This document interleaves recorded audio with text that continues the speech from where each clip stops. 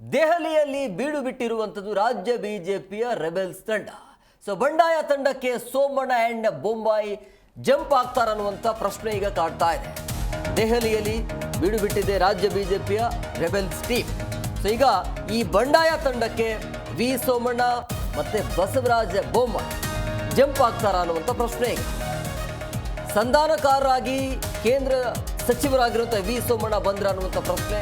ಮುರುಗೇಶ್ ನಿರಾಣಿ, ಬಸವರಾಜ ಬೊಮ್ಮಾಯಿ, ಸೋಮಣ್ಣ ಎಲ್ಲರೂ ಕೂತ್ಕೊಂಡು ಚರ್ಚೆಯನ್ನು ಮಾಡ್ತಾ ಇದ್ದಾರೆ. ರೆಬೆಲ್ಸ್ ತಂಡ ಜೊತೆ ಡೆಲ್ಲಿಯಲ್ಲಿ ರಹಸ್ಯ ಸಭೆ ಅಂತೂ ನಡೀತಾ ಇದೆ. ಸಹಜವಾಗಿ ರಾಜ್ಯ ಬಿಜೆಪಿಯಲ್ಲಿ ನಡೀತಾ ಇರುವಂಥ ಬೆಳವಣಿಗೆ ನಿಮ್ಗೆಲ್ರಿಗೂ ಕೂಡ ಗೊತ್ತಿರುವಂಥ ವಿಚಾರ. ಶತಾಯಗತಾಯವಾಗಿ BY ವಿಜೇಂದ್ರ ಅವರನ್ನು ಆ ಸ್ಥಾನದಿಂದ, ಅಧ್ಯಕ್ಷ ಸ್ಥಾನ ಏನಿದೆಯಲ್ಲ ಆ ಸ್ಥಾನದಿಂದ ಕೆಳಗಿಳಿಸಬೇಕು ಅನ್ನುವಂಥ ಶತ ಪ್ರಯತ್ನ ನಡೀತಾ ಇದೆ. ಈಗ ಕ್ಲೈಮ್ಯಾಕ್ಸ್ ಹಂತಕ್ಕೆ ಬಂದಿರುವಂಥದ್ದು. ಸೊ ಯಾವುದೇ ಕಾರಣಕ್ಕೂ ಬಿಡಬಾರ್ದು ಅನ್ನುವಂಥ ಲೆಕ್ಕಾಚಾರ ಇದೆ.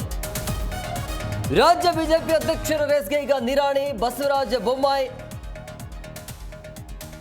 ಮತ್ತೆ ಸಹಜವಾಗಿ ಈಗ ಇರುವಂಥ ಚರ್ಚೆ ಏನು ಅಂತಂದ್ರೆ, ಸಂಸದ ಬಸವರಾಜ ಬೊಮ್ಮಾಯಿ ಮೇಲೆ ಅಮಿತ್ ಶಾ ಅವರ ಓರೆಗಣ್ಣು ಇದೆ ಅಂತ ಹೇಳಿ, ಮುರುಗೇಶ್ ನಿರಾಣಿ ಮೇಲೆ ಮೋದಿ RSS ಶ್ರೀರಕ್ಷೆ ಇದೆ, ವಿಜೇಂದ್ರ ಬದಲಾವಣೆ ನಿಶ್ಚಿತ ಅಂತ ಹೇಳಲಾಗ್ತಾ ಇದೆ. ಅಂದ್ರೆ ಈ ರೀತಿಯ ಚರ್ಚೆಗಳಂತೂ ಶುರುವಾಗ್ತಾ ಇದೆ.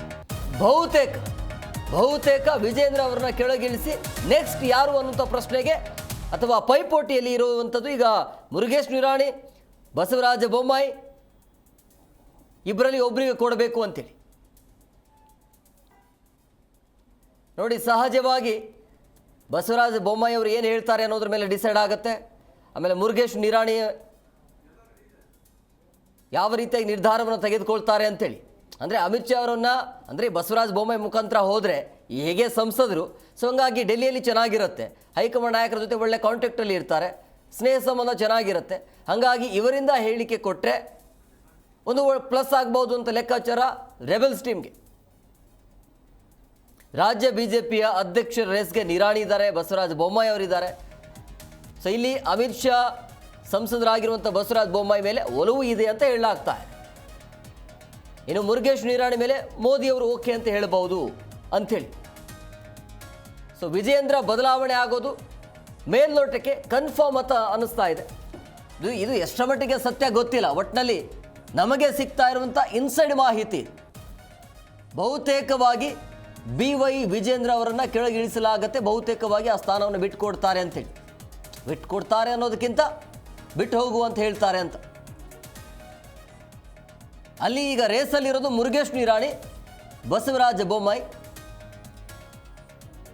ಯಾರು ಬೇಕಾದರೂ ಆಗಲಿ ಅಂಥೇಳಿ ಯತ್ನಾಳ್ ಅವರು ಕೂಡ ಹೇಳಿಕೆಯನ್ನು ಕೊಟ್ಟಿದ್ದಾರೆ. ಒಟ್ಟಿನಲ್ಲಿ BY ವಿಜೇಂದ್ರ ಅವರು ಆಗಬಾರ್ದು ಅನ್ನುವಂಥ ಲೆಕ್ಕಾಚಾರ ಯತ್ನಾಳ್ ಅವರದಿದೆ.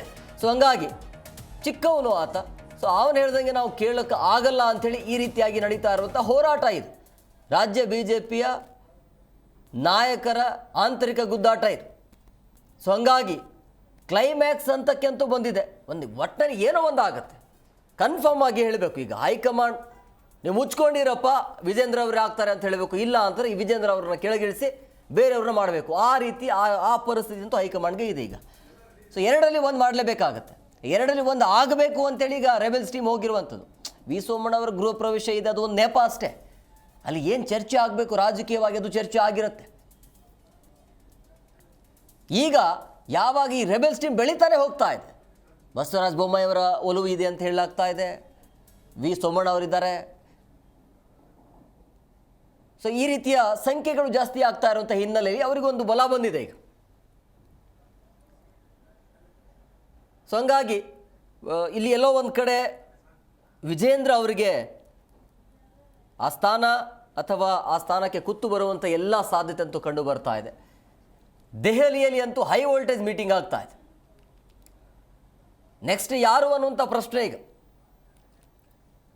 ಯಾವುದೇ ಕಾರಣಕ್ಕೂ ವಿಜೇಂದ್ರ ಅವರು ಆಗಬಾರ್ದು ಅಂತೇಳಿ. ಬಟ್ ವಿಜೇಂದ್ರ ಅವರು ಹೇಳ್ತಾ ಇರುವಂಥದ್ದು, ನನಗೆ ಅನುಭವ ಇಲ್ಲದೇ ಇರಬಹುದು, ಅಂದರೆ ರಾಜ್ಯಾಧ್ಯಕ್ಷ ಆಗಿರ್ಬೋದು ಅಥವಾ ಸೀನಿಯಾರಿಟಿ ನನಗೆ ಇಲ್ಲದೇ ಇರಬಹುದು, ಆದರೆ ಕಾರ್ಯಕರ್ತರನ್ನಾಗಿ ನನಗೆ ಅನುಭವ ಇದೆ ಅಂತ ವಿಜೇಂದ್ರ ಅವರು ಹೇಳ್ತಾ ಇದ್ದಾರೆ.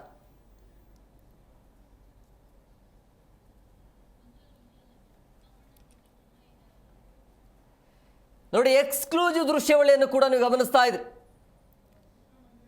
ರೆಬೆಲ್ಸ್ ಟೀಮ್ ಈಗಾಗಲೇ ದೆಹಲಿಗೆ ಹೋಗಿರುವಂಥದ್ದು. ವಿ ಸೋಮಣ್ಣ ಅವರಿದ್ದಾರೆ, ಬಸವರಾಜ ಬೊಮ್ಮಾಯಿ ಅವರಿದ್ದಾರೆ, ಮುರುಗೇಶ್ ನಿರಾಣಿ ಅವರಿದ್ದಾರೆ. ಎಲ್ಲ ಕೂತ್ಕೊಂಡು ಚರ್ಚೆ ಆಗ್ತಾ ಇದೆ. ಅರವಿಂದ್ ಬೆಲ್ಲದವರು ಕೂಡ ಇದ್ದಾರೆ. ಹಂಗಾಗಿ ಎಲ್ಲೋ ಒಂದು ಕಡೆ ಸಹಜವಾಗಿ ಈಗ ಸೀನಿಯಾರಿಟಿ ಅಂತ ಬಂದಾಗ ಎಲ್ಲೋ ಒಂದು ಕಡೆ ಅವರಿಗೂ ಕೂಡ ಬೇಜಾರಾಗ್ಬೋದು. ನಮಗಿಂತ ಚಿಕ್ಕವನಿಗೆ ನಾವು ಹೇಗೆ ರೆಸ್ಪೆಕ್ಟ್ ಕೊಡೋಕ್ಕಾಗತ್ತೆ ಅನ್ನೋಂಥ ಲೆಕ್ಕಾಚಾರವೂ ಕೂಡ ಇರಬಹುದು. ಈಗ ದೆಹಲಿಯಲ್ಲಿ ಭರ್ಜರಿ ಆಗಿರುವಂಥ ಗೆಲುವು BJPಗೆ ಸಿಕ್ಕಿದೆ. ಈಗ ಯಾವುದೇ ಚುನಾವಣೆ ಇಲ್ಲ, ಏನಿಲ್ಲ. ಇದು ಒಂದು ಒಳ್ಳೆಯ ಅವಕಾಶ, ಇದು ಒಳ್ಳೆಯ ಸಮಯ ಇದು. ಸೊ ಹಂಗಾಗಿ ಒಟ್ಟಿನಲ್ಲಿ ಕೊನೆಯ ಹಂತಕ್ಕೆ ತೆಗೆದುಕೊಂಡು ಹೋಗಬೇಕು ಅಂಥೇಳಿ ಕ್ಲೈಮ್ಯಾಕ್ಸ್ ಅಂತಕ್ಕಂತೂ ಬಂದಿದೆ. ಇವತ್ತು ವಿ ಸೋಮಣ್ಣ ಅವರ ಗೃಹ ಪ್ರವೇಶ, ಅವರೆಲ್ಲರೂ ಕೂಡ ಹೋಗಿದ್ದಾರೆ. ಅದರ ಜೊತೆಗೆ ಈ ರೀತಿಯ ಚರ್ಚೆ, ಪ್ರಮುಖವಾಗಿ ರಾಜ್ಯಾಧ್ಯಕ್ಷರನ್ನು ಕೆಳಗಿಳಿಸಬೇಕು ಅನ್ನುವಂಥ ಲೆಕ್ಕಾಚಾರ.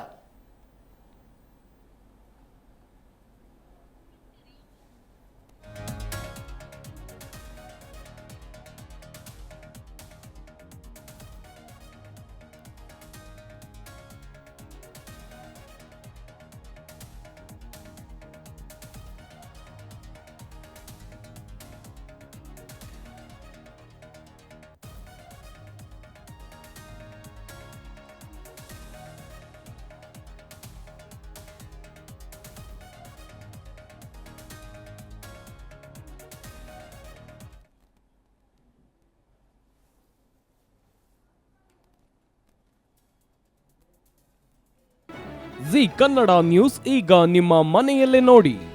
ಎಲ್ಲ ಕೇಬಲ್ಗಳಲ್ಲಿ ಈಗ ಲಭ್ಯ. ನಿಮ್ಮ ನೆಚ್ಚಿನ ಜಿ ಕನ್ನಡ ನ್ಯೂಸ್ ಈಗ ಸನ್ ಡೈರೆಕ್ಟ್ ನಲ್ಲಿ number 292, Tata play number 1664, Jio TV number 1334, NXT digital number 30, in cable number 30, city networks 51, U digital number 162, GTPL number 17, Rockline telecommunications number 42, Shri Basaveshwara cable number 168, rural cable network 60, Vinayaka digital 57, Abhishek cable 821, city channel 53, Siddeshwara cable network 57, V4 digital Infotech 628, Surya digital networks 53, Gajanan digital number 836, Malnad infotech private limited number 56, Metrocast number 830, victory digital number 167ರಲ್ಲಿ ನೋಡಿ ಆನಂದಿಸಿ.